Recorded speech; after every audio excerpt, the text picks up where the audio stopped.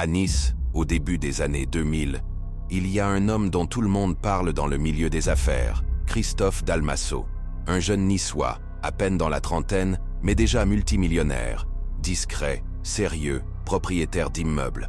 Bref, le genre d'homme qu'on décrit comme carré et sans histoire. Et pourtant, son histoire va virer au cauchemar. Un matin de septembre 2003, Christophe disparaît. Plus de nouvelles. Sa famille s'inquiète, mais personne n'imagine encore le pire. Quelques jours plus tard, la police retrouve sa voiture, brûlée, carbonisée. Les clés sont encore dedans. Et là, les enquêteurs comprennent. Ce n'est pas une simple disparition. C'est un crime. On fouille sa vie privée, ses relations, ses biens. Et très vite, un détail intrigue. Dans un des immeubles qu'il possède vit Lucie, sa belle-fille. Avec elle, un jeune Brésilien, professeur de capoeira, Edno Borba da Silva. Les deux vivent une relation passionnée, presque toxique. Et surtout, Edno ne paie pas son loyer. Christophe, lui, commence à s'en mêler, met la pression. Et c'est là que l'histoire bascule.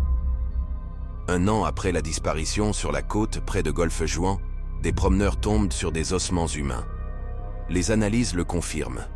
C'est Christophe Dalmasso. Il a été tué, puis son corps a été dispersé. L'enquête s'accélère.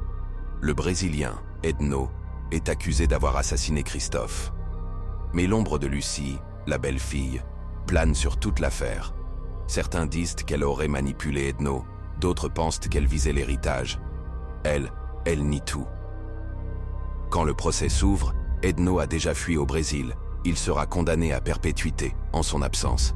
Lucie, elle, sera acquittée, faute de preuves suffisantes pour la condamner. Mais dans la famille de Christophe, surtout chez sa mère, un doute restera pour toujours. Elle passera plus de 20 ans à réclamer la vérité. Une vérité que la justice n'a peut-être jamais totalement éclairée. Si tu aimes ce genre de vidéo, like, partage et abonne-toi